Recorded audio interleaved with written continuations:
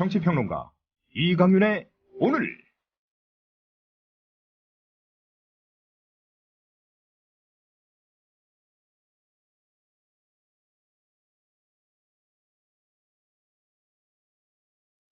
안녕하십니까?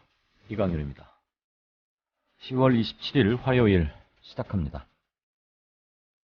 헬조선이란 말이 대유행입니다. 희망도 꿈도 가질 수 없는 현실을 응축했다고 해서 급속히 퍼졌고, 아마도 올 연말쯤에 고르게 마련인 올해의 단어 이런 것에 들지 않을까 하는 생각마저 듭니다. 그러나 이 말이 처음 만들어진 내력을 보면 지금처럼 이렇게 광범위하게 쓰이는 것이 썩 내키지만은 않습니다. 이 용어는 DC 인사이드라는 사이트의 한 소그룹에서 유래했습니다. DC 인사이드에서는 소그룹들을 갤러리라고 부른다고 하죠. DC 인사이드의 수많은 갤러리 중 역갤이라는 곳이 있습니다. 역사 갤러리의 줄임말인데 그 이름과는 달리 한국을 비하하고 일본을 찬양하는 곳입니다. 단순한 찬양 정도가 아니라 일본 수구 우익의 입장에 적극 찬동해서 역사와 진실을 왜곡하고 조작하는 친일 매국적 공간입니다. 바로 이 역갤에서 한국을 비하할 목적으로 만들어진 말이 헬조선입니다. 좀 더 정확한 원어는 헬조센이었습니다. 일본말로 조선을 조센 이렇게 부르죠. 조선이를 조센징이라고 하는 것 아실 겁니다. 일본어 발음을 그대로 가져다 쓴 데서도 그 의도를 충분히 짐작할 수 있습니다. 비슷한 표현으로 지옥불 반도라는 말도 있습니다. 즉 헬조선과 그에 대비되는 모범 국가로서의 일본을 대비시키는 표현입니다. 어쨌든 지금 헬조선은 그 어원과는 별개로 대한민국 현실을 가장 적나라하게 담고 있는 단어로 쓰이고 있는 만큼 어원에 문제가 있으니까 쓰지 말자라고까지 주장할 생각은 없습니다. 다만 그 유래 정도는 알고 있자는 겁니다. 무엇보다도 헬조선이라는 단어가 더 이상 유통되지 않아도 좋을 세상을 빨리 만들어야겠습니다. 우리 기성세대들의 책임이자 몫입니다. 잠시 후 시작합니다. 빅맥보다 바비박스밥이 낫다. 와퍼보다 바비박스밥이 낫다. 밥이 박스에 담겨 빠르고 간편하게 그리고 근사하게 당신의 식사 시간을 채워줍니다. 먹방 하종우도 차기작의 추가씬을 요청했다던 바비박스. 학동역 1번 출구 KFC 그 윗집 바비박. 패스트푸드 하면 우리가 햄버거 많이 생각하지 않습니까? 건강에 안 좋습니다. 건강에 안 좋죠. 그런데 이제는 밥으로 이게 해결이 된다는 거죠. 그러니까 마치 그 포장이 햄버거 포장 같아요, 진짜. 더 저는 세련돼 있고 세련됐어요. 되게 깔끔하게 돼 있더라고요. 네. 그 박스 안에 있는 밥을 숟가락으로 벤치에 앉아서 퍼먹으면 굉장히 그 모양이 잘 살 것 같아요. 원가에서 굉장히 바쁜 비즈니스맨 같은 느낌. 맞습니다. 네. 심지어 지금요, 전국 곳곳에 있는 그 바비박스 매장에 방문하셔서 9,000원 이상 사시면 이 바비박스 페이스 버러 페이스 보틀입니다. 병이죠. 네. 그렇습니다. 예. 나는 페이스 벌을 왜 세워놔 했지. 그러니까요. 발음 정확하게 해. 예. 네. 그리고 뭐 방문 후기 또 SNS에 올리면 아이패드, 디카 많은 상품들이 또 준비되고 있습니다. 방문하셔서 맛을 보시면 점심 한 끼 아주 충분하게 채우실 수 있을 것 같습니다. 바비박.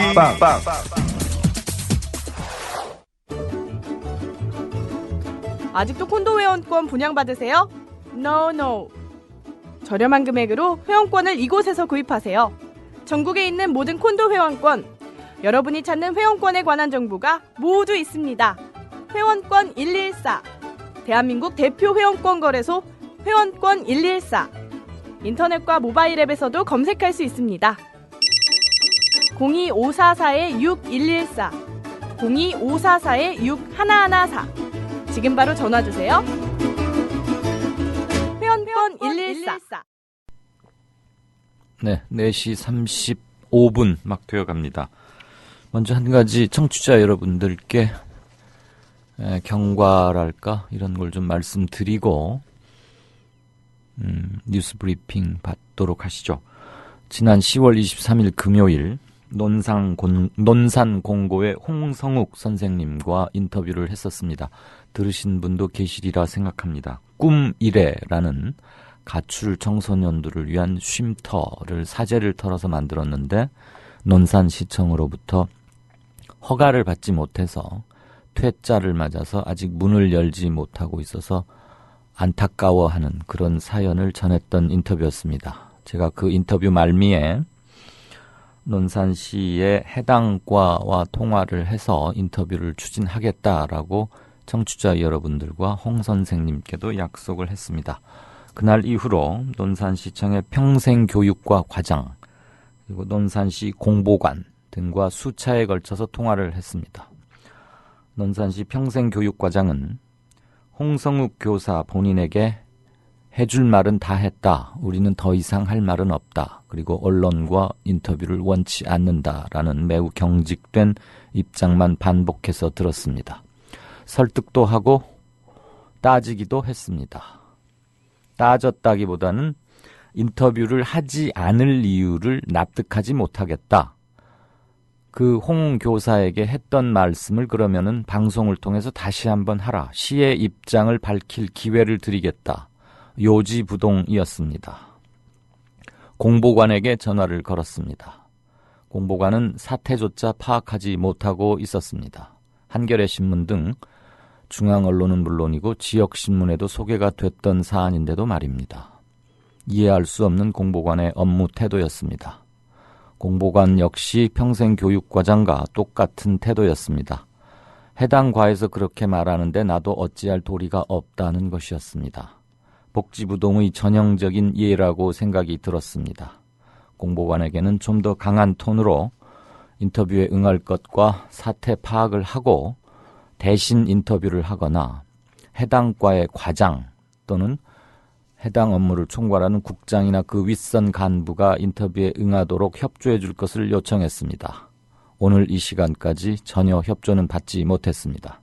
그래서 논산시장실에 짤막하게 지금까지의 경과를 설명하고 시정 조치를 강력히 요구했습니다. 아직까지는 그 후속 인터뷰가 이루어지지 못하고 있다는 점 청취자 여러분들과 홍성욱 선생님께도 알려드립니다. 계속 추진하겠습니다. 자, 뉴스 브리핑 들으시죠? 정승주 아나운서 어서 오십시오. 안녕하십니까? 안녕하십니까? 박근혜 대통령 오늘 내년도 예산안 시정연설 국회에 가서 했죠? 맞습니다.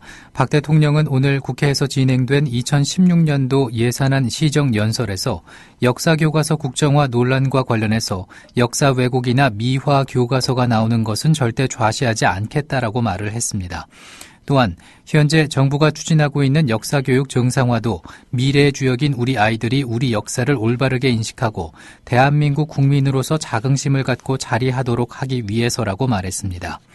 이어 이제는 집필되지도 않은 교과서를 놓고 더 이상 왜곡과 혼란이 없어야 하고 올바른 역사관과 국가 간 확립을 위해 힘을 모아달라고 강조했습니다.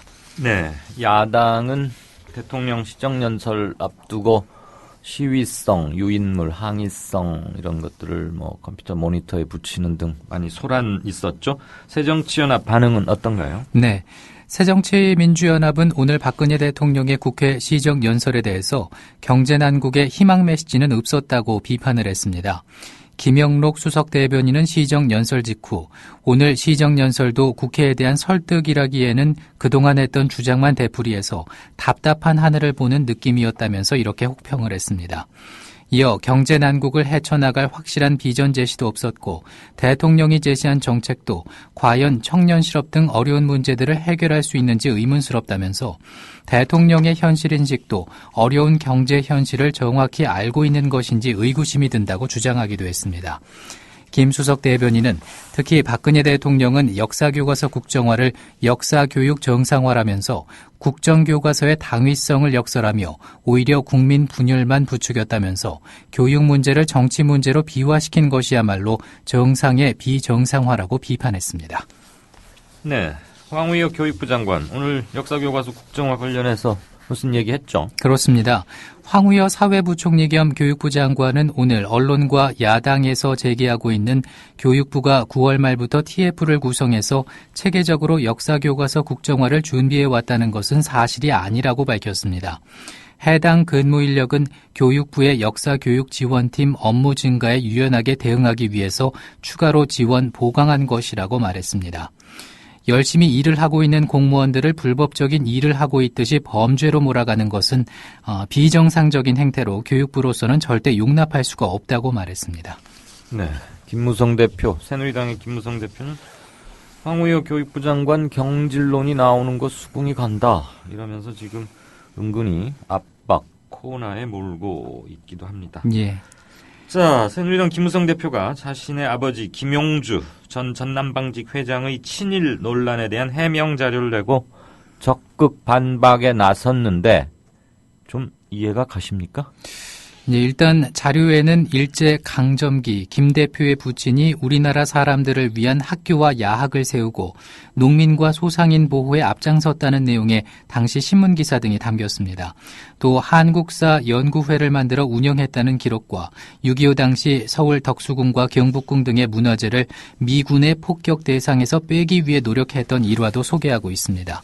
김 대표 측은 선친이 친일 행적을 했다는 총독부 기관지 매일신보 기사에 대해서는 당시 매일신보가 당사자 동의 없이 허위 사실을 기사화한 기록과 증언이 많다면서 신뢰성이 없다고 일축했습니다.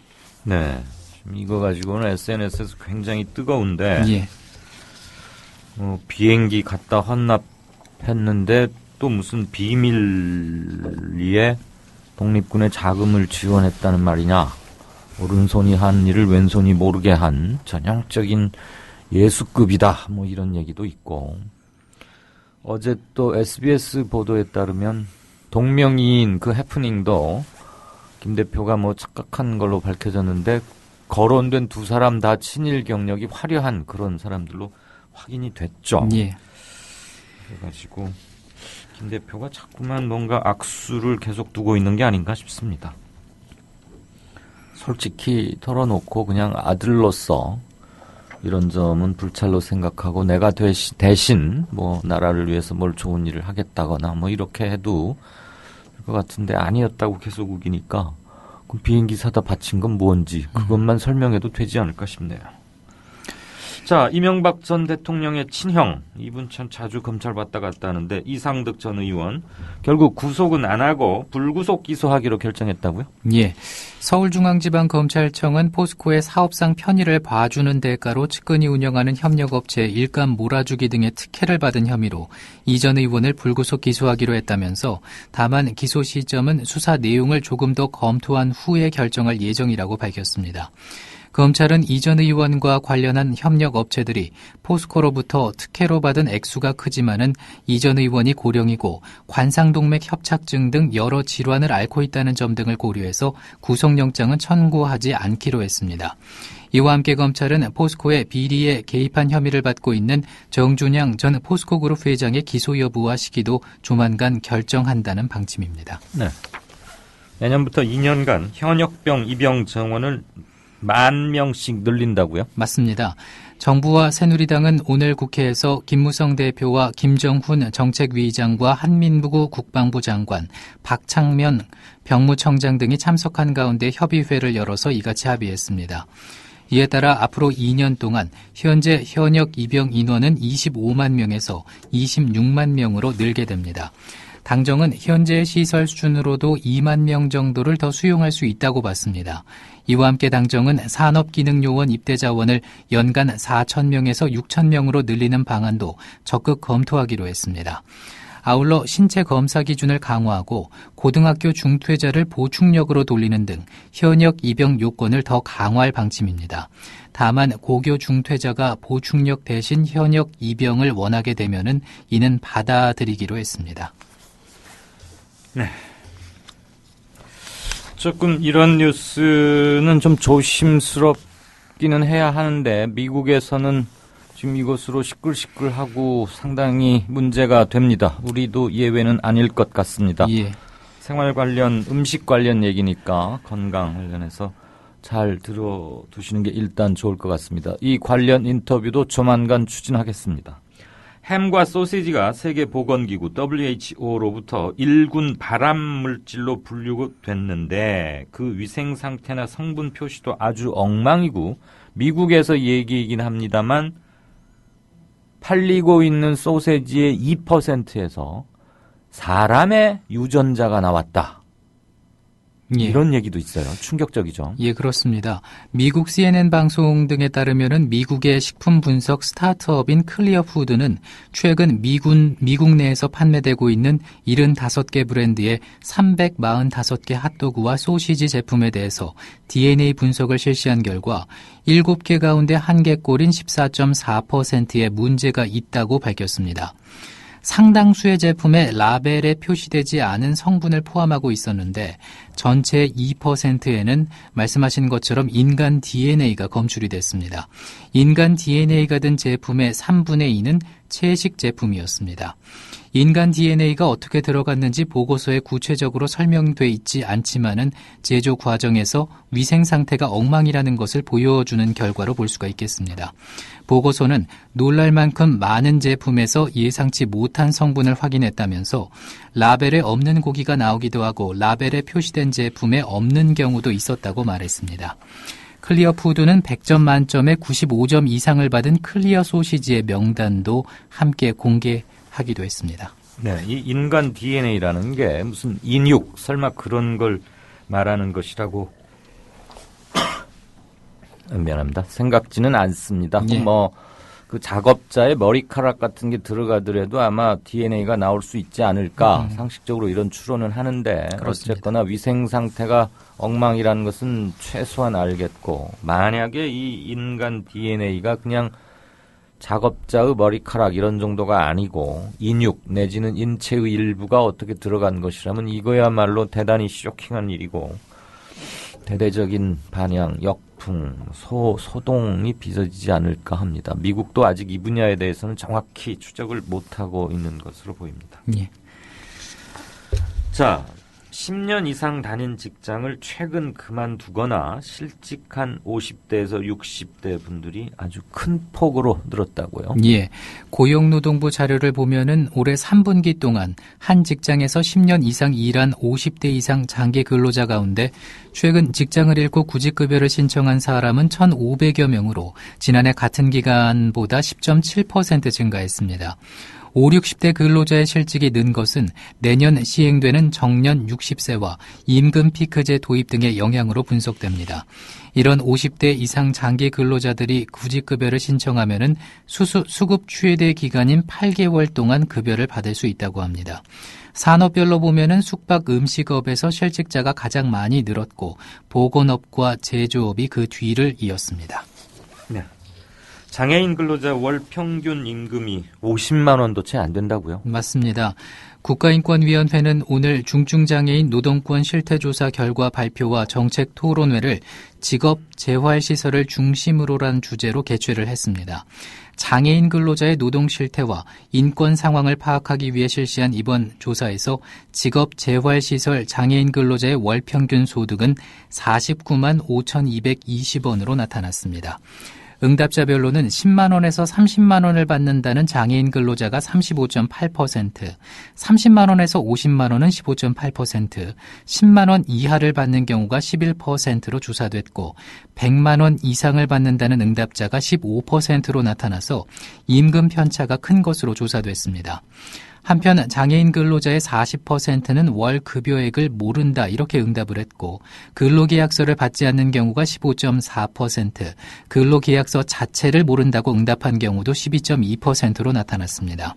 인권위는 이번 실태조사 결과와 정책 토론회를 바탕으로 직업재활시설의 중증장애인 근로자의 최저임금 보장 방안 등 장애인 근로자의 노동권 증진을 위한 정책제도 개선안을 마련한다는 계획입니다. 네. 50만 원이 안 된다는 것은 장애인들이 자력으로는 살아갈 수 없다는 것을 웅변하는 액수가 아닌가 싶습니다. 예. 그렇지 않아도 돈이 더 많이 들고 보살핌과 지원이 절실한 게 장애인인데 평균 월급이 50만 원이 안 된다. 한 사람 용돈도 안 되는 돈 아닌가 싶습니다. 우리나라가 1인당 노동시간 세계 3위이고 삶의 질은 매우 낮다. 사실 이건 뉴스도 아닌데요. 이런 거가 나왔는데 조사가 됐는데 또 보도를 안 할 수도 없습니다. 맞습니다. 한국무역협회 국제무역연구원은 지난해 기준 우리나라 국민 1인당 노동시간이 세계 3위였고 출산율은 169개 나라 가운데 166위로 최하위 수준이었다고 밝혔습니다. 또 여성의 경제활동 참가율은 57%로 30위였고 삶의 질은 40위로 노동과 사회 부문에서 낮은 평가를 받았다고 밝혔습니다.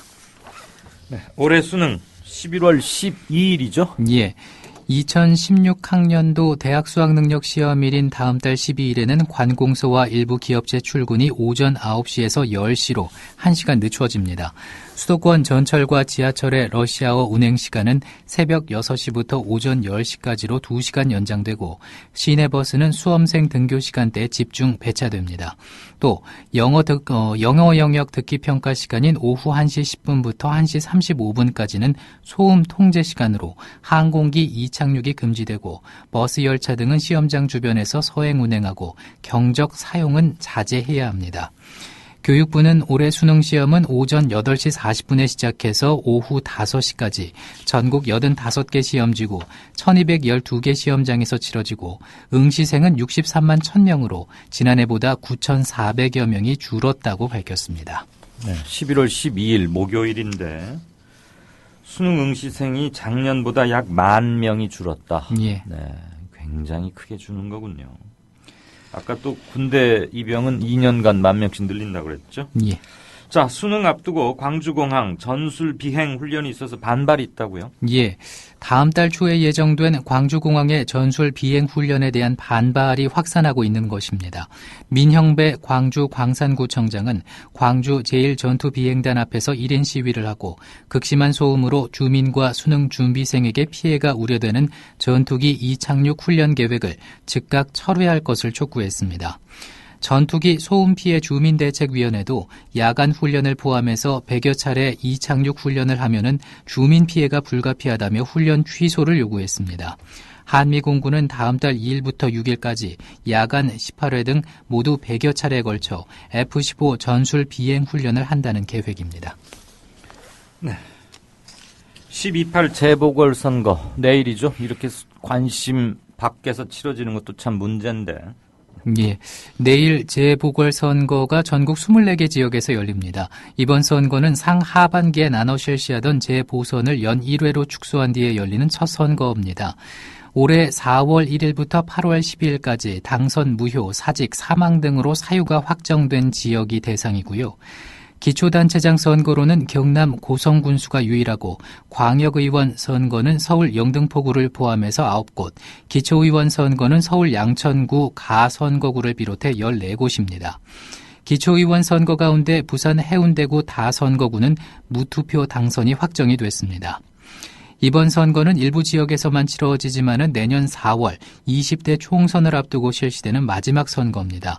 투표 시간은 오전 6시부터 밤 8시까지고 선거 지역과 후보자의 정보 등은 선관위 홈페이지에서 확인할 수 있습니다.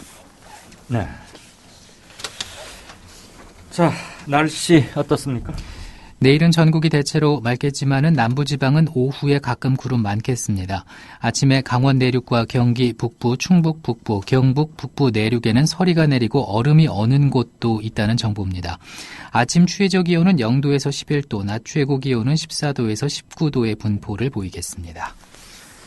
네, 지금까지 뉴스 브리핑의 정승조 아나운서였습니다. 고맙습니다. 고맙습니다. 많이 힘들어. 많이 힘들어? 우울해.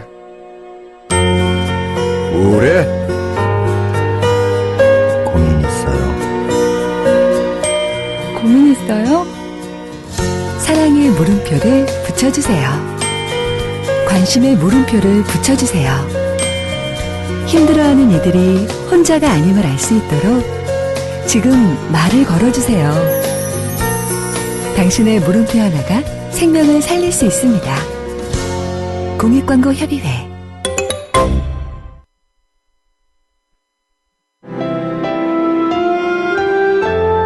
주장이 질서를 만나면 아름다워집니다.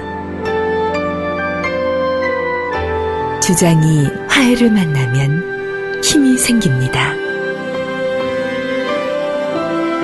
주장이 감동을 만나면 희망이 됩니다. 주장이 배려를 만나면 마음을 움직입니다. 마음을 움직이는 힘, 배려에서 시작됩니다. 한국방송광고공사 공익광고협의회.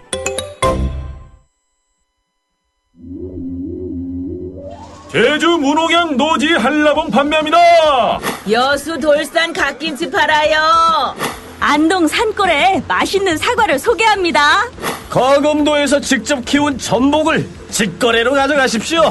속리산 문장대 아래 청정지역에서 재배한 콩으로 만든 청국장 맛보세요. 거창 민들레 사과 어떠세요? 광천 특산품 광천김 끝내줍니다. 정직하고도 유익한 특산품 멀리서 찾지 마세요. 지금 국민TV 홈페이지 홍보마당 사업홍보 게시판에 펼쳐 있습니다. 파실 분 사실 분 함께 어우러진 행복한 상생의 장 여러분을 초대합니다. 국민.tv 홍보마당 사업홍보 게시판 지금 들러주세요.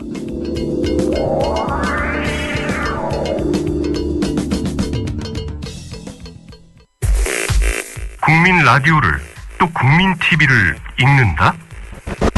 미디어 협동조합 콘텐츠의 관문 국민TV 뉴스를 아시나요? 뉴스K 등 국민 TV의 모든 기사, 조간 브리핑 등 국민 라디오의 인기 콘텐츠, 주요 방송의 녹취와 뉴스메이커와의 대담, 주요 원고 대본이 여러분을 기다립니다. 국민 라디오와 국민 TV를 한눈에 만나세요.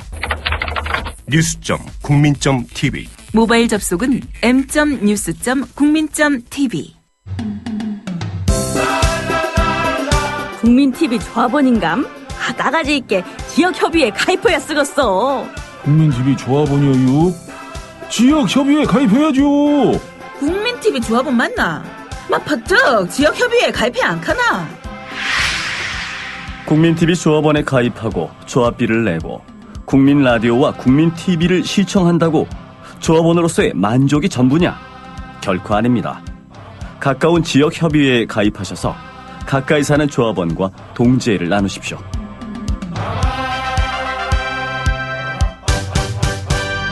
자세한 가입 안내는 미디어 협동조합 홈페이지 지역협의회 게시판을 참고하시면 됩니다. 네, 4시 58분 막 돼갑니다. 우선 청취자분 중에 이윤경님께 너무 소개가 늦어서 죄송하다는 말씀을 드리겠습니다. 지난 10월 22일, 그러니까 목요일이군요. 지난주 목요일 제가 방송을 마치고 스튜디오에서 저쪽 사무실로 갔더니 어느 직원께서 걸려온 전화 메모를 저에게 주셨습니다. 거기 있는 메모 그대로를 읽어드리겠습니다. 시각장애인이라고 밝히셨습니다. 이윤경님 본인이요. 이강윤의 오늘을 애청하고 있는데 방송할 때 소리가 좀 작다. 광고보다 특히 이강윤 앵커나 뭐 이렇게 아무튼 광고 아닌 본방송 소리가 참 작게 들린다. 이런 말씀들을 많이 하던데 제가 볼 때는 다른 팟캐스트들도 소리가 조금 작게 들리더라고요. 게시판에 본인 이윤경님이 시각장애인이셔서 글을 쓰실 수가 없어서 이 말씀을 전하고 싶다고 사무실로 전화를 주셨더군요. 그걸 직원이 받아서 메모를 해서 저에게 전해줬습니다. 10월 22일 오후 5시 25분에 통화가 이루어졌더군요. 네, 이윤경님 대단히 감사합니다. 전화 거는 것도 수월치는 않으셨을 텐데 이렇게까지 세세하게 말씀 전해주시고 뭉클했습니다. 그래서 이 메모지를 잘 두었는데 그 다음날 바로 소개를 못하고 그만 그 다음날이 23일 금요일이었는데 그걸 넘기고 나니까 오늘까지 이렇게 늦어졌습니다. 혹시 지금 듣고 계시는지 모르겠는데 일부러 전화 주신 점 대단히 깊숙이 머리 숙여서 감사드립니다. 아무튼 크게 들리게 좀 애는 쓰겠는데 들으시다시피 오늘도 목이 뭐 별로 그렇게 좋진 않습니다. 게시판 좀 볼게요. 오케이 마리님, 시정연설 전에 여당 의원들이 국정화 반대 프린트 떼달라고 사정했다. 야당 의원한테. 모니터 이쪽 면에다가, 그러니까 대통령 연설하는 곳에서 보면 딱 보이는 거죠. 교과서 국정화 반대라고 쓴 거. 아까 누가 사진도 올려주셨던데. 대단하신 대통령 오신다고 컴퓨터 뒤에 붙인 국정화 반대 프린트한 거 떼달라고 말하고 다녔답니다. 그리고 대통령 오니까 무슨 말이든 다 끝나고 말해달라고 또 한 번 주의를 줬다는군요. 네. 기사를 통해서 다 보셨을 것 같고. 공감이 돼서 퍼왔다. 1960, 70년대 박정희 대통령의 발전은 슬레이트 지붕이다. 초가집 다 헐어내고 슬레이트 지붕을 올렸다. 초가 지붕은 단열도 되고 친환경적이었지만 보기가 안 좋아서 다 철거하고 빠르게 지을 수 있는 성면 슬레이트 지붕을 올렸다. 싸고 단시간에 짓고 지을 수 있는 슬레이트는 박정희 발전의 참 모습이다. 뭐 그렇죠. 상징처럼 됐었죠. 그런데 이게 아주 애물덩어리가 됐지만 발전된 대한민국 허상의 참 모습이다. 슬레이트야말로. 왜냐하면 암 유발 물질인 성면 그리고 폐 속에 들어가면 박혀서 절대 빠지지 않고 암을 유발하는 성면은 대한민국과 참 많이도 닮아 있다. 그저 그 시절이 좋다며 운운하는 이들 자신의 몸 속에 박힌 성면 가시가 자기 몸을 파고드는 줄도 모르고 어두운 성면 덩어리 몸을 가진 이들이 아직도 그 시절을 회상하며 그리워한다. 왜 죽어가고 왜 병드는지도 모르는 채 말이다. 네, 어디서 퍼오셨는지는 모르겠는데 아주 뭐 공감이 가고 잘 비유를 해주신 글 같습니다. 제 페이스북 친구 중에 한겨레 신문 사진기자, 사진부장 하는 사람이 있는데요. 이정용 부장이라고. 떡하니 올렸더라고요. 자기 평생에, 지금 50 안팎쯤 됐죠? 서울 상공에서 새마을 길을 또 보리라고는 상상도 못했다. 그러면서 이제 사진기자니까 그걸 착각 찍어가지고 올렸어요. 어제 오늘 얘기니까 아마 청취자분들 중에도 서울에 사시는 분들 보시지 않았을까 싶은데 에드벌룬 이렇게 띄우듯이 해가지고 양옆에 에드벌룬 둥그런 게 있고 거기 가운데 이렇게 커다란 새마을기 녹색에 이렇게 노란색으로 뭐 이렇게 문양돼 있는 거 있죠. 그게 펄럭이고 있답니다. 지금도. 저는 아직 어딘지는 몰라서 못 봤는데. 네. 한겨레 이정용 부장의 사진도 지금 공감이 돼서 퍼오셨다는 글 읽으니까 연상이 되는군요.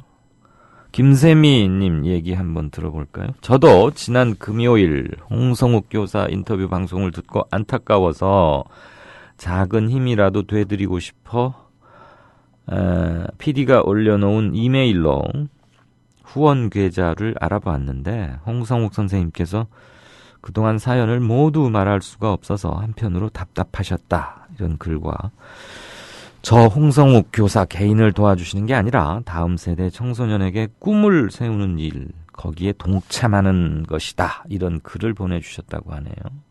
일일이 답장하려면 이것도 일이겠는데요. 이강윤의 오늘은 언제나 약자의 편에서 세상을 밝혀주는 횃불입니다. 그것을 지향하고 있습니다. 그러고자 합니다. 그 역할을 잘 못하죠. 다름과 닮음님, 아버지를 아버지라 부르지 못하는 김무성은 2015년판 홍길동인가? 아버지는 본인의 유불리에 따라서 취사 선택할 수 있는 짜장면이나 짬뽕이 아니다. 허허우. 비유 기가 막힙니다. 친일보다 더 나쁜 것이 친일을 옹호하고 미화하는 거짓말이다.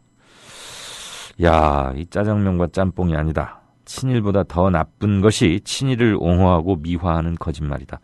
오늘의 댓글로 삼고자 합니다. 소소님, 다들 국정교과서 반대라고 이제 대통령 시정연설 하기 전에 모니터에 덧붙였는데 유일하게 조경태 의원만 그거 안 붙이고 있네요. 소소님은 뭐라고 하는 줄 아세요? 새누리에서 안 받아줘서 새정치에 남아있는 거 아니야? 이런 생각도 든다고. 통렬합니다. 비유들이. 김무성의 아버지가 비밀 독립군이라고? 정확히는 군자금을 댔다. 독립운동하는 분들한테 군자금으로 쓰라고 돈을 몰래 대왔다. 뭐 이런 얘기였죠. 이런 말을 흔히 X소리라고 하죠. 그러면서 강아지 사진을 올려놨네요. X소리가 뭔지는 저는 잘 모르겠습니다. 목동 배원장. 내일 방송 오실 분이 또 뭘 댓글을 남기셨어요. 한번 볼까요? 대통령을 보니까 가정사가 가치관 형성에 얼마나 중요한지 알 수 있다. 친구가 없는 유년기에 부모를 제외하고 모두 굽신거리던 사춘기, 두문불출 청장년기를 거쳐서 사고가 유년기에 머문다. 아버지의 무함을 어머니의 미소로 포장한 채 나를 따르라 하는 계몽군주 코스프레를 하고 있으니 가당치 않을 따름이다. 그게 독재인 걸, 시대가 바뀌었다는 걸 전혀 모른다. 혼자 그리 살면 아무 문제 없는데 협박과 강요를 일삼으니 갑갑할 따름이다. 예. 아이고, 예. 사교육 하시는 분이 아주 정치평론도 멋들어지게 하십니다. 이앵커님 여러 가지로 고생 많으십니다. 천만의 말씀이요. 고생은 아니고요. 그 인터뷰 하나도 제대로 성사를 못해서 답답하기도 하고 좀 화도 나고 그랬습니다. 이 눈앞에 안 보이니까 어떻게 전화로 그냥 그러는 수밖에 없었어요. 답답해요. 서울시청 같으면 쫓아가서 단판을 짓거나 할 텐데. 안타깝다. 역시 나네요. 이런 분들 계시고. 끝내 이기려라님. 오늘은 이강윤 앵커께도 안부도 전합니다. 논산시 나라나 시가 해야 할 일을 개인이 대신 기꺼이 하겠다는데도 저런 식이군요. 이러셨고요. 네, 나머지 댓글들은 조금 이따가 보겠습니다. 정가 산책 넘어가죠. 국민라디오 팟캐스트 응원하는 가장 쉬운 방법 아시나요? 다운로드하기, 별점 주기, 댓글 달기, 구독하기. 국민라디오 팟캐스트 널리 알리는 가장 쉬운 방법. 다운로드하기, 별점 주기, 댓글 달기, 구독하기. 기억하세요. 다운로드하기, 별점 주기, 댓글 달기, 구독하기.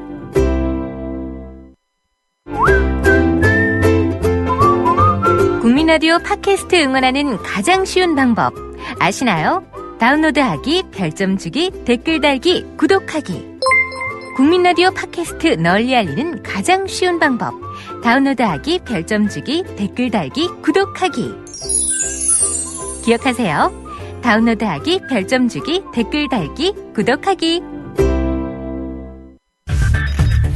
이강윤의 오늘. 이제는 정가 산책으로 함께합니다. 정치권 동향 생생하게 풀어드릴 분은요. 한국일보 양정대 기자, 안녕하세요. 안녕하세요. 어제 토론회 해보니까 어땠어요? TV 스튜디오에는 처음 와보셨죠? 예, 국민TV에서는 네, 처음이었습니다. 다른 데도 참 방송 많이 나가시죠? 짬짬이. 많지는 않고요. 네, 어제 사실 제가 많이 늦어서 이 순간에 너무 죄송했습니다. 아닙니다. 비도 오고 또 택시기사가 그랬다는데, 택시보단 역시 전철이에요. 아무튼 반응이 꽤 좋았고, 양 기자 인기가 대단하더군요. 저는 90분 내내 떠들어봐야 제 얘기는 안 하고 맨 양정대 저렇게 생겼다, 평소에 그러더니 어쩐다, 오늘은 양정대 타임이 없다, 그런 글들만 보이더라고요. 이거 참. 너무 편파적인 저거야. 자, 여권 내에서 아까 김무성 대표도 이런 말 하던데, 황우여 경질론. 왜 이 사람 희생양입니까? 뭡니까? 왜 황우여가 잘했다는 얘기는 아닌데 교과서 역풍이 커지니까 뭐가 하나 필요해서 그런가요? 뭔가요? 일단 지금 돌아가는 분위기로 보면 예. 지금 황우여 교육부총리가 사실상 이 교과서 논란과 관련해서, 이 국정화 논란과 관련해서 여권 내에서 좀 희생양이 되어가는 듯한 그런 분위기, 이런 게 감지되고 있습니다. 예. 사실 이제 오늘 그 박근혜 대통령의 시정연설 아마 직접 뭐 보신 분들, TV 화면을 통해서 보신 청취자분들 중에는 이 국정교과서 얘기할 때 네.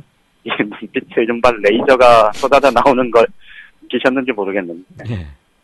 오늘 가까이서 현장에서 지켜봤던 기자들 그리고 또 이제 국회 부스에서 어쨌든 TV 모니터 화면으로 지켜봤던 기자들의 공통된 의견이 바로 그거였습니다. 그 레이저 나오는 거 봤냐? 이런 농담을 저희들끼리 주고받았는데요. 예. 어제 뭐 저뿐만이 아니고 사실 뭐 대부분 이제 예상했던 것처럼 박근혜 대통령이 이 역사교과서 국정화 추진 의지, 내가 이 정도로 의지가 있는데 뭐 이런 것들을 오늘 그 시정연설 자리를 통해서 뭐 다시 한번 재차 강조한 그런 자리였는데 결국 뭐 여당에서는 이제 정부 여당에서는 밀어붙이는 쪽으로 그렇게 갈 수밖에 없고 더 이상 이제 진로를 뭐 바꾸기는 사실상 너무 멀리 와버렸고 그렇죠. 더군다나 여권 내에서 지금 단일 구심점이라고 할 수 있는 박근혜 대통령이 이 공개적으로 다시 한번 그리고 특히 이제 오늘 시정연설을 통해서는 박 대통령이 직접 그 전선의 전면에서는 그런 계기다 이렇게 볼 수도 있지 않겠습니까?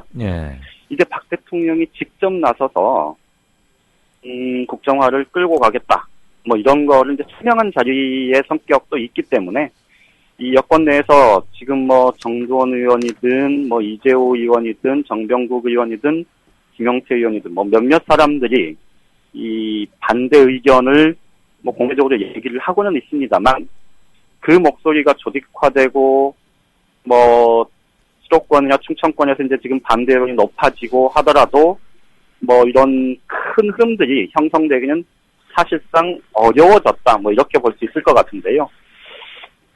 그런데 이제 어제부터 지금 여권 내에서 이 황우여 총리, 교육부 총리가 뭘 제대로 못하고 있는 것 아니냐, 경질해야 되는 것 아니냐, 책임져야 되는 것 아니냐, 이런 얘기들이 나오기 시작했단 말입니다. 무슨 책임을 지란 얘기예요?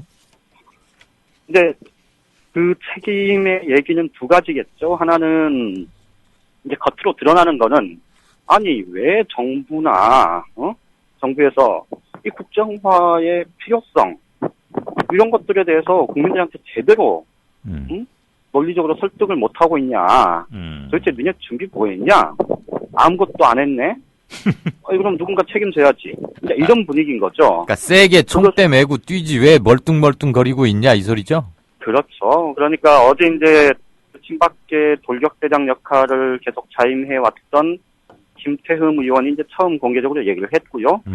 또 친박계 아이디어맨으로 통하는 김재원 의원이 이제 비슷한 얘기를 하고 그리고 오늘 이제 김무성 대표가 직접 이 공개석상에서 황우여 총리의 경질론이 나오는 거는 나름대로 이유가 있다. 이렇게 이제 가세를 했죠.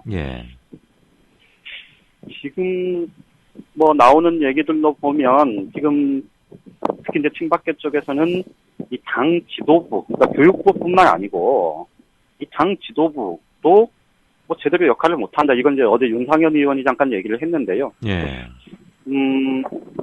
그 불똥이 이제 당 지도부라고 하면 결국은 당 지도부 내에 친박계가 많다고 하더라도 그 최종 불똥은 김무성 대표한테 가는 것 아니겠습니까? 그렇죠. 아마 김 대표는 그것 때문에 이 황우여 총리 부분을 먼저 뭐 얘기를 하고 이렇게 선수를 친 그런 좀 측면도 있어 보이는데요.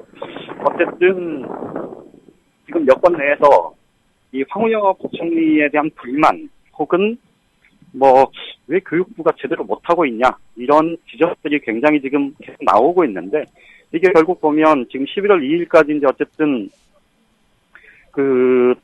이 행정예고에 대해서 뭐 형식상은 의견, 국민 여론 수렴 기간 아닙니까? 그게 이제 11월 2일 날 마무리가 되면 오늘 황우여 부총리의 뭐 언급에 따르면 11월 5일 날 확정 고시를 내놓을 예정인데 2일에서 3일 늦췄네요. 네네. 그런데 그 과정에서 지금 여권 입장에서 보면 어쨌든 이 국정화로 가냐 마냐의 문제는 최종적으로 어쨌든 정부가 고시를 통해서 결정하면 끝나는 문제 아닙니까? 그렇죠. 그러니까 형식적으로 보면 국정화는 현재 지금 단계는 국정으로 갈지 뭐 거민정 체제를 그대로 유지할지에 대한 여론 수렴 기간인데 물론 모두가 알고 있듯이 정부 여당은 국정화로 이미 방향을 설정했다.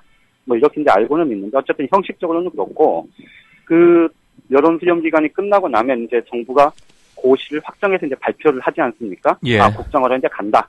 이렇게 딱 발표를 하고 나면 그렇게 발표하고 나면 어쨌든 뭐 지금이야 확정된 게 아니니까 이런저런 반대 움직임이나 뭐 이런 것들이 나오지만 확정되면 조금 수그러들 거다. 이렇게 지금 판단을 하고 있는 것 같고요. 여권에서는.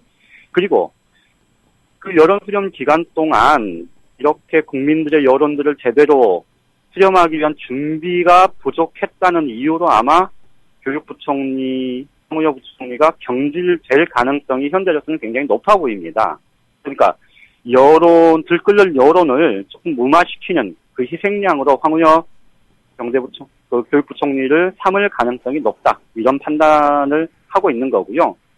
그런데 이제 또 거기서 한 가지 더 중요한 건 이게 이제 단순히 그 교육부총리를 경질하는 문제뿐만 아니고 교육부총리의 경질이라는 건 지금 황우여 부총리는 뭐 아마 많은 청취자분들도 다 그렇게 알고 계실 텐데 이 황 부총리는 본인이 네. 역사교과서 국정화에 대해서 굉장히 뭐랄까요 필요하다 이렇게 적극적으로 지금 주장을 해오진 않았지 않습니까? 그렇죠.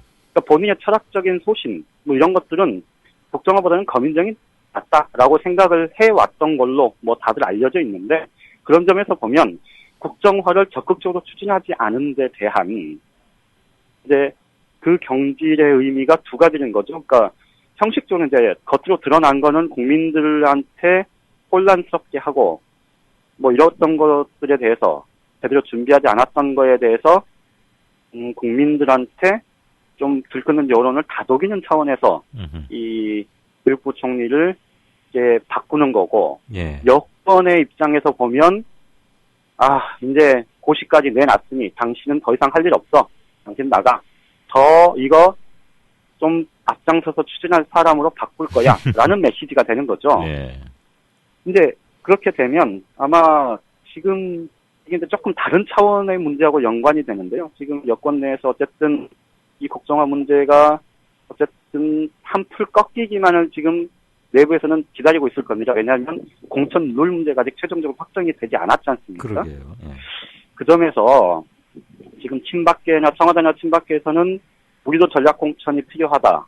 현역으로 물갈이 해야 되는 것 아니냐라는 주장을 계속 해왔지 않습니까? 예. 그 대상에 서청원 최고위원과 함께 황우여 교육부총리가 포함될 가능성이 굉장히 높아졌다. 이렇게 볼 수 있습니다. 이게 이제 무슨 얘기인고 하니 예. 뭐 다들 짐작은 하시겠습니다만 지금 친박계나 청와대에서 이 전략 공천이 필요하고 물갈이가 필요하다는 얘기는 결국은 말은 그럴싸하지만 내심은 박근혜 대통령의 호위무사들을 총선에서 총선 통해서 국회에 진출시키겠다 뭐 이런 의도 아닙니까? 예. 그런데 그러려면 자기 희생이 필요한 건 아니겠습니까? 그렇죠. 그러니까 우리 쪽에서도 이런 손발을 잘라내는 그런 아픔을 보여주는 그런 과정이 필요한데 그 과정에 지금 뭐 여권 내에서는 진작부터 서청원 최고위원이 제1순위에 올라 있는 게 사실이고요. 여기에 황우여 교육부총리도 이제 포함될 가능성이 현재로서는 굉장히 높아지고 있다. 이렇게 보는 게 맞을 것 같습니다. 알겠습니다. 제가 뭘 잘못 알고 있었네요, 그동안. 저는 교과서 국정화 추진 단장은 청와대의 여성분이시고 부단장이 황우여 장관인 줄 알았거든요. 그럼 책임을 지려면 단장이 져야 되는 게 아닌가 싶었는데. 추진 단장이 그동안 바뀌었습니까? 알겠습니다. 그러면 황우여 장관 인천인가 어디죠, 지역구가? 네네. 설마 거기 또 공천에 슬쩍 경선 누구 붙여가지고 떨어뜨리게 거기까지야? 지금 그거 관련해서 조금 도는 얘기들, 그러니까 이거는 뭐 확인된 얘기는 아니어서 그냥 예. 청취자분들이 그냥 가십거리로 그냥 들으셨으면 좋겠는데요. 넘겨 들으십시다. 예. 지금 인천 연수가 지금 황우여 교육부총리의 지역구인데요. 예. 인천 연수는 아마 그 지역구가 쪼개진다? 분할되니까 두 개로 나뉠 가능성이 굉장히 높습니다. 예. 그런데 얼마 전까지 청와대 대변인을 했었던 현직에 있다가 청와대 대변인도 갔다가 이제 얼마 전에 그만둔 민경욱 전 청와대 대변인 이 양반이 지금 뭐 원하는 곳이 바로 인천 연수인데요. 예. 연수 이제 송도 쪽에 신도심이 인구가 많이 늘어나면서 이 구도심과 신도심으로 아마 선거구가 두 개로 이제 나뉠 텐데 지금 황우여 교육부총리는 구도심 쪽에 그런데 그 신도심이 생길 걸 이제 뭐 예상을 하고 예. 그 유승민 전 원내대표의 최측근 중에 한 명인 민현주 비례대표 의원이 지금 있죠. 진작부터 이제 신도심 쪽에서는 송도 쪽은 이제 열심히 표박까지 하고 있거든요. 민경욱 대변인은 들리는 말로는 신도심보다는 구도심 쪽을 훨씬 더 선호한다고 합니다. 그러니까 제가 아까 드렸던 말씀, 그러니까 친박계 내에서 그 자기 희생의 징표로 서청원 최고위원과 이 황우여 교육부총리가 포함될 가능성이 높다 이런 말씀을 드렸는데 그 맥락에서 보면 청와대가 결국 민경욱 대변인을 염두에 두고 구도심 쪽은 그렇게 갈 가능성이 있다. 뭐 이런 해석으로도 이어질 수 있는 겁니다. 살아있는 권력이 총애하는 젊은 대변인이 판사 그리고 몇 선을 하고 교육부총리까지 지낸 사람도 밀어낼 수 있다. 한번 뭐 그렇게 보여지죠. 관전 포인트네요. 그나저나 저 KBS에서 데려가더니 이번엔 MBC에서 갔고 다음은 SBS인가 아니면 한국일보인가? 한국일보에서도 참 누구 하나 갔었죠? 네? 누가 갔나? 한국일보에서 누구 옛날에 하나 들어갔잖아요, 청와대. 홍보객관 들어갔다가 아마 지금은 나왔을 겁니다. 나와서 무슨 대학에 또 뭐 학위 박사학위도 없는데 이상하게 맞아요. 들어갔다고. 성신여대 대외 협력 그러게. 뭐 처장인가? 예. 뭐 그거 아무튼 제가 회사에 있을 때 그 정도로 능력자였는지는 잘 몰랐는데 어쨌든 뭐 승승장구하는 뭐 전직 한국일보 기자가 있긴 합니다. 내가 그 기자하고 교육부랑 어디 같이 출입해 봤거든요. 네네. 거기까지만 말할게요. 예. 자, 정가산책 지금까지 한국일보 정치부의 양정대 차장이었습니다. 예. 네. 월간 다운로드 수 1000만, 팟캐스트계의 에이스, 국민 라디오가 광고주를 찾습니다. 직접 찾아서 선택해 듣는 방송, 청취 몰입도가 높은 방송, 지상파 케이블 광고와 차원이 다릅니다. 부담 없는 가격, 소비자의 열띤 반응, 전혀 다른 광고의 블루오션을 경험해 보십시오. 국민라디오 @gmail.com으로 문의해 주시면 상세히 안내해 드리겠습니다.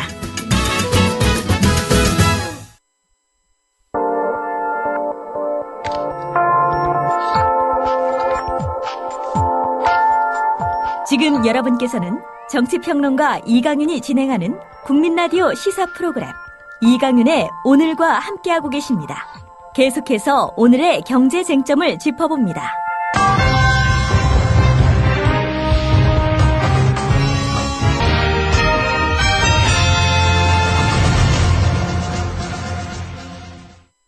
네, 5시 24분 막 되어갑니다. 경제뉴스 브리핑 들어가죠. 한국경제TV 이인철 기자 연결돼 있습니까? 네, 안녕하세요. 안녕하세요. 대우조선 해양노조가 채권단 요구 동의했군요. 이러면 이제 정부에서 주겠다는 총 4조 원가량의 돈 들어가고 대우조선 살아날 수 있나요? 생사 여부는 아직 뭐 얘기하기가 좀 어렵고요. 일단은 대우조선 해양, 사실 조선 자동차는 우리나라 노조가 최강입니다. 근데 어젯밤에 극적으로 채권단의 요구를 수용했습니다. 임금 동결하겠다, 파업하지 않겠다라는 겁니다. 뭐 청와대에서부터 지난 주말부터 이제 고강도 자구 계획 없이는 자금 지원 없다라고 엄포를 놨기 때문에 노조도 이번에는 조금 한 발 물러선 형태를 보이고 있습니다. 말씀하신 것처럼 이렇게 되면 주채권은행인 산업은행은 오는 29일입니다. 당장 이제 뭐 유상증자라든가 뭐 출자 전환을 통해서 4조 원 이상의 자금을 공급하게 됩니다. 뭐 이렇게 되면 당장 이제 만기가 돌아오는 채권들은 막을 수가 있습니다. 네. 뭐 연내 한 1조 2천억 원 정도 채권은 갚아 나갈 수 있는데 문제는 이 대우조선해양이 과연 정말 진정 살아나갈 길이 있느냐, 방법이 있느냐인데 오늘 3분기 실적이 발표됐는데요. 네. 역시 어닝 쇼크 수준입니다. 3분기 대우조선해양의 이 영업 손실이 1조 2천억 원을 넘어섰습니다. 2분기에도 그렇고요. 뭐 어닝 쇼크 계속해서 이어가고 있는 상황인데 이렇게 되면 3분기까지 누적 손실액이 4조 3천억 원입니다. 네. 뭐 이거는 이제 올해 말까지 합치게 되면 5조 원대 넘어설 것으로 예상이 돼서 4조 원 4분기에도 1조 원 이상의 추가 손실이 예상이 되고 있습니다. 그러면 지금 정부가 도와주겠다는 4조 원 넣어봐야 올 한 해 손실 본 것도 다 저기하고도 부족한 돈 아니에요? 그렇습니다. 물론 주문 받아 놓은 수주 잔량이 세계 1위라고는 합디다만 그게 그 돈이 많이 남는 그런 건지 아니면 겨우 원금이나 회수하는 부가가치는 별로 없는 선종인지는 모르겠는데 어쨌거나 밑빠진 독에 물 붓는 거 아니냐 이런 우려를 국민들은 안 할 수가 없네요. 그렇습니다. 지금 사실 그 허울 명분은 좋습니다. 조선산업 지난해까지 우리나라가 세계 1위고요. 그 중에서도 대우조선해양의 점유율이 가장 높습니다. 네. 이렇게 골마 있는데도 사실 뭐 정부 그리고 이제 기업 둘 다 대사 불말을 믿고 있다는 겁니다. 조선 3사, 대우조선해양, 삼성중공업, 현대중공업 세계적으로 탑 10 안에 드는 회사 맞습니다. 네. 근데 올해 사상 최대인 7조 4천억 원의 적자가 이들 3사의 누적 적자로 예상이 되고 있습니다. 이들 업체가 앞으로 이제 10년간 벌어도 다 갚기 어려울 정도다라는 건데요. 그럼 이 시점에서 이거 살려야 될까라는 의문이 들 수밖에 없습니다. 그래서 일각에서는 시장 원리대로 두자. 뭐 공적 자금 수혈해서 임금 주고 직업 임금 주고 밑빠진 독에 물 붓기 아니냐. 아예 파산시키자라는 주장도 뭐 일견 일리가 있습니다. 그리고 이들 대기업과 주력 산업이 그럼 이렇게 부실된 게 과연 대우조선 해양만의 책임이냐. 물론 이 뭐 해양 플랜트라는 다소 기술력이 확보되지 않은 상황에서 이제 저가로 수주해서 출혈 경쟁을 벌인 것도 물론 문제지만 정부나 이제 주체권을 낸다는 뭐 그 사이에 뭘 했느냐라는 책임론이 나올 수밖에 없습니다. 그렇겠네요. 뭐 외형 키우려는 경영진의 욕심 당연하고요. 노조는 제밥그릇이 챙기게 급급합니다. 네. 여기다 이제 정부는 산업은행을 통해서 이제 공적 자금을 지원했는데 산업은행에는 바로 이제 관피아가 내려가서 이제 매번 정권의 인력이 수장으로 있는 데입니다. 이러다 보니까 이런 정부의 묵인과 방조가 없었다면 가능했겠느냐라면서 이 정부와 산업은행을 비판하는 사람도 많은데요.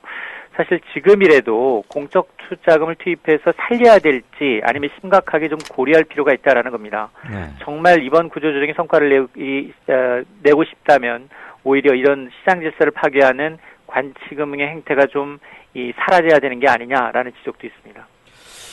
그렇네요. 이거 보통 문제가 아니네요. 10년간 열심히 일해서 벌어도 지금 누적 적자 8조 이렇게 하고 나면은 될까 말까 한단 말 아니에요? 그렇습니다. 지금 이거야말로 경제적으로 판단을 해야 할 사안이 아닌가 싶습니다. 우리가 너무 파산에 무서워하는 건 아닌가 싶기도 하고. 대우조선은 또 주인이 없죠, 아직. 뭐 그렇습니다. 지금 대우조선은 이제 주채권은행 이제 산업은행이 주인인 거죠. 그러니까 공적 자금이 투입된 이제 이 채권단이 과연 이제 어떤 결정을 할지 그리고 이제 이 이후에 나오는 손실분을 과연 어떻게 처리할지 여부를 좀 지켜봐야겠습니다. 네, 삼성조선이나 현대, 미포조선 이런 데는 주인이 있는데 대우는 주인이 없어서 혹시 더 그게 컸고 막 분식회계도 하고 그랬던 건 혹시 아닌가요? 그런 것도 일정 부분 이유가 있습니다. 그리고 이제 산업은행이 이제 어차피 그 정부의 입김이 작용한 이 인사들이 CEO를 하다 보니까 뭐 대우조선해양 역시 뭐 그 사장단이 이제 그 정권에 맞는 정권에 좀 구미에 맞는 사람들이 내려갔던 것도 요인으로 분석이 됩니다. 알겠습니다. 아무튼 관치 나라에서 뭐 힘쓰고 해서 잘 된 거를 잘 못 봤어요. 담배는 이해가 가는데 말이에요. 세계보건기구 WHO가 담배를 1급 발암물질로 분류한 건 이해가 가는데 햄과 소세지도 발암물질이다. 야, 이거 상당히 시장에 충격이 크겠어요. 또 미국에서도 이상한 소리 들려오던데. 그렇습니다. 이게 지금 햄, 소시지, 베이컨과 같은 가공육이 담배, 술과 같은 발암 물질이다. 이 청천벽력과 같은 보고서가 다름 아닌 WHO 세계보건기구가 발표한 보고서입니다. 그러니까 더 우리는 믿을 수밖에 없잖아요. 그렇습니다. 이 주장을 좀 보니까 매일 50g의 가공육을 먹게 되면 직장암에 걸릴 확률이 18%로 높아진다. 네. 따라서 가공육을 1군 발암물질에 포함시켰다라는 겁니다.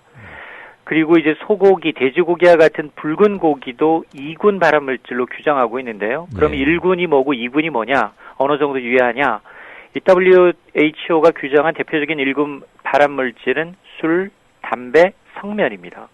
2군 발암물질은 제초제가 포함이 되어 있습니다. 지금 그걸 먹고 있다는 얘기입니다. 따라서 이게 지금 햄, 베이컨, 소시지, 핫도그, 햄버거 모두 다 가공육인데요. 네. 이렇게 되면 과연 안심하고 먹을 먹거리가 거의 없다라는 게 문제죠. 특히나 이제 해외 외부에서는 더 클 수밖에 없습니다. 충격이. 네. 이거 뭐 식당들도 타격 볼 것 같고 우선 당장 가정 식단 준비하는 주부들도 당연히 그렇고 술, 담배, 성면, 제초제와 함께 햄, 베이컨, 소세지라니 와 놀랍습니다. 자, 부동산 분양 시장이 과열 조짐을 보이면서 일부에서는 과열 논란이 여전한데 전국적으로 미분양 주택은 다시 증가세로 돌아섰다고요? 그렇습니다. 뭐 매번 이제 3.3제곱미터당 7천만 원대 분양에도 이제 경쟁률이 70대 1이었다라고 말씀을 드렸는데요. 네네. 단기적으로 이렇게 이제 분양 시장이 과열 조짐을 보이고 있는 가운데 지난달입니다. 전국의 미분양 아파트 물량이 한 달 전에 비해서 소폭이긴 하지만 늘었습니다. 네. 전국에 이제 지난달 말 기준 전국의 미분양 아파트가 32,500여 가구, 8월에 비해서 820여 가구, 2.6% 증가한 겁니다.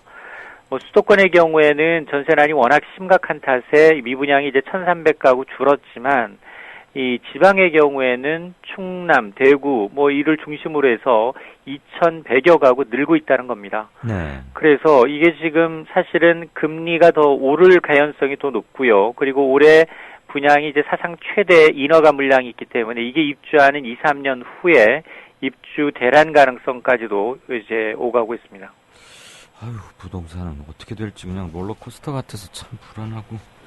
자, 국내 30대 그룹 계열사 5곳 중에 한 곳, 그러니까 한 20%란 얘기인데 영업이익으로 대출 이자도 못 갚는 이른바 좀비 기업이다. 그러면 이거 퇴출돼야 되는 거 아닙니까? 그렇습니다. 지금 이 재벌닷컴의 분석인데요. 지난해 국내 30대 그룹 1,050개 계열사를 조사해봤더니 이자 보상 배율 1 미만인 곳이 236개사, 전체 22.5%에 달한다라는 겁니다.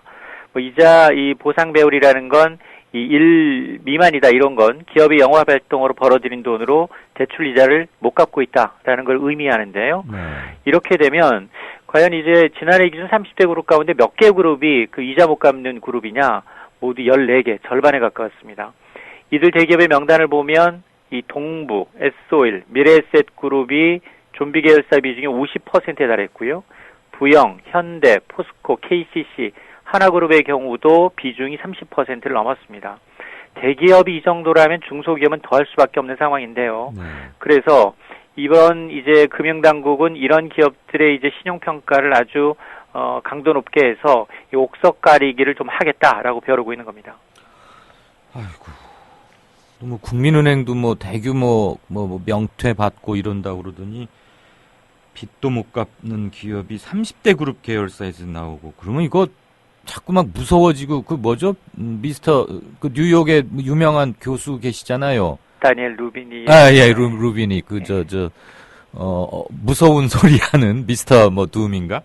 우리 곧 또 그렇게 되는 건 아니죠? 일단은 정부 정책이 어쨌든 경제 활력을 불어넣기 위해서 애쓰고 있어서 네. 지금 강도 높은 구조 조정을 이제 생색만 내고 하면 분명히 또 힘들어질 수 있는데요. 지금 조선 사업도 그렇고 다른 이제 철강도 그렇고 여러 가지 산업 재편 구조 조정이 이제 같이 맞물려서 돌아간다면 정상적으로 된다면 조금 더 기대를 해봐야죠. 예. 알겠습니다. 자, 마지막 소식 들을까요? 삼성전자 모바일 결제 서비스인 삼성페이. 요즘 이런 건 네이버 페이도 있고 많던데 국내 출시 2달 만에 가입자가 100만 명이나 됐다고요? 그렇습니다. 이 삼성페이가 지난 8월 20일 출시가 됐는데 2달 만에 누적 가입자 수 100만 명, 그리고 하루 평균 결제 건수가 10만 건, 누적으로 결제된 금액이 1,000억 원을 넘어섰습니다. 의미가 있는 통계인데, 왜냐하면 이게 지금 삼성 신형폰에서만 탑재가 가능합니다. 네. 그러니까 지금까지 나온 신제품 가운데 뭐 갤럭시 노트 5를 비롯해서 갤럭시 S6 시리즈에만 가능하다는 건데요. 뭐 이 제품이 그만큼 잘 팔리고 있다는 것도 되는데, 그럼 이제 삼성페이 사용자들 도대체 어디서 이 페이를 많이 결제하느냐? 사용처를 봤더니 편의점, 백화점, 마트, 그리고 식음료 업종이었습니다. 이른바 생활 밀착형 이 수단으로, 핀테크 수단으로 자리매김한 게 아니냐라는 건데요. 어쨌든 뭐 간편하고 또 보안성까지 갖췄다라는 평가를 받고 있어서 삼성페이는 앞으로는 뭐 체크카드 기능까지 이제 좀 더할 것으로, 교통카드, 여기다 뭐 체크카드 기능까지도 추가하는 것을 고려하고 있고요. 네. 또 해외에서도 지난 9월 말에 이제 삼성페이가 미국에서도 출시가 됐는데, 이달부터는 현지 이제 최대 이동통신사라고 할 수 있는 이 버라이즌 커뮤니케이션사까지 이제 참여하면서 네. 미국 시장 이 공략에도 본격적으로 나서는 모양새입니다. 아, 이거 뭐 TV 광고 보니까 뭐 통화하다가 척 갖다 대면은 턱 이렇게 결제되고 이러는 것 같은데. 맞습니다. 우리는 그런 거 보면 이제 또, 나는 또 한번 지지나가 되는구나. 저거 배워서 또 익혀야 되나. 그런데 왠지 핸드폰으로 결제한다 그러면 안전할까? 뭐 이런 걱정도 좀 들고. 확실히 제가 9세대 맞죠? 어쨌거나 척척 갖다 대면 계산이 되는 건 보기는 좋더라고요. 그러니까 그거 하라고 광고 돈 들여서 만들긴 했겠지만. 잘 들었습니다. 네, 감사합니다. 네, 지금까지 한국경제TV의 이인철 기자였습니다. 미디어 협동조합이 벌이는 싸움은 단번에 끝나는 단거리 달리기가 아니라 마라톤입니다. 반만 년 동안 기승을 부려온 기득권 논리, 또 기회주의가 어찌 일거에 숙청되겠습니까?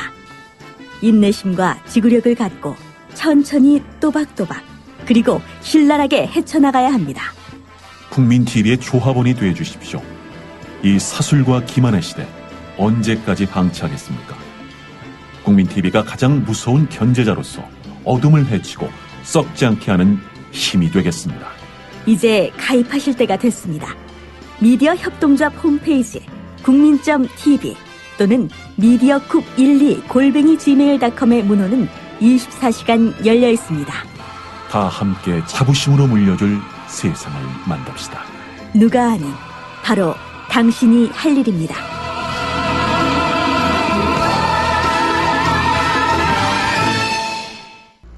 박 대통령은 재치 있는 유머로 주변 사람들을 안심시키며 분위기를 바꾸었습니다. 아유, 공해야 공해.